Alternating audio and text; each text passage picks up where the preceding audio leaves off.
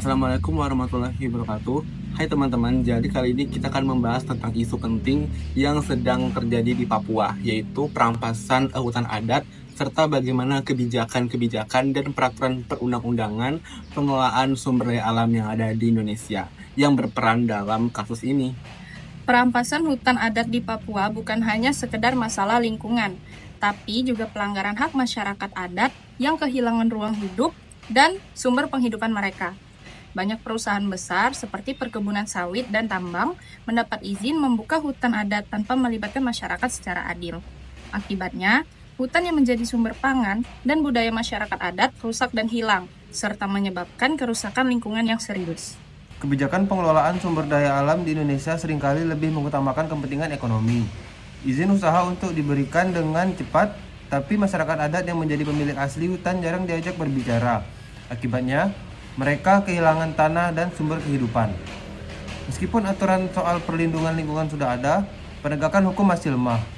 Pemerintah kurang serius mengawasi dan menindak pelanggaran yang dilakukan perusahaan. Ini membuat perusahaan hutan terus jadi. Kebijakan saat ini belum memberikan perlindungan kuat bagi hak masyarakat adat atas hutan mereka.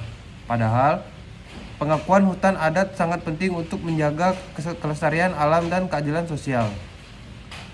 Pendekatan pengelolaan sumber daya alam kita masih didominasi pola ekstraktif. Fokusnya pada eksploitasi sumber daya untuk keuntungan ekonomi jangka pendek tanpa memperhatikan keberlanjutan lingkungan dan kesejahteraan masyarakat. Partisipasi masyarakat adat dalam pengambilan keputusan masih sangat terbatas. Proses perizinan sering dilakukan secara top-down sehingga suara mereka tidak terdengar. Sebenarnya Indonesia punya aturan hukum yang mengatur pelindungan lingkungan dan pengelolaan sumber daya alam.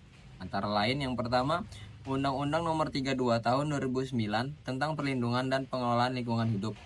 Undang-undang ini menjadi dasar hukum utama untuk menjaga kelestarian lingkungan hidup, mengatur prinsip tanggung jawab negara, keberlanjutan, keadilan, dan kearifan lokal.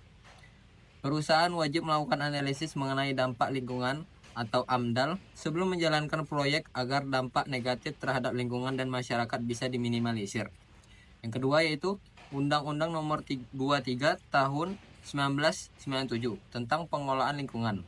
Meskipun sudah digantikan oleh Undang-Undang Nomor 32 Tahun 2009, Undang-undang ini pernah menjadi dasar hukum penting yang mengatur pelestarian lingkungan hidup serta mengatur soal ganti rugi dan tanggung jawab mutlak bagi pelaku pencemaran dan perusahaan lingkungan. Dalam kasus perampasan hutan adat di Papua ini, kedua undang-undang ini seharusnya melindungi masyarakat adat dan lingkungan mereka. Perusahaan wajib melakukan AMDAL dan melibatkan masyarakat adat dalam prosesnya. Namun kenyataannya di lapangan, banyak izin usaha yang diberikan tanpa transparansi dan partisipasi masyarakat adat, sehingga terjadinya perusakan hutan dan hilangnya hak masyarakat adat atas tanah mereka. Penegakan hukum yang tegas juga sangat diperlukan agar pelaku perusakan lingkungan dan perampasan hutan adat dapat ditindak sesuai aturan.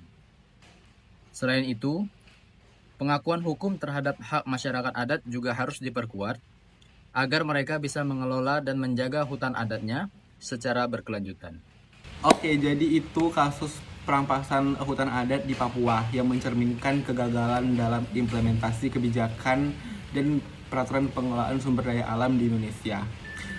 Kita perlu pengakuan yang jelas atas hak masyarakat adat pastinya, yaitu penegakan hukum yang tegas serta pengelolaan sumber daya alam yang berkelanjutan. Nah, maka dari itu mari kita dukung perlindungan hukum adat dan hak masyarakat agar Papua dan negara kita ini tetap lestari dan adil untuk semua.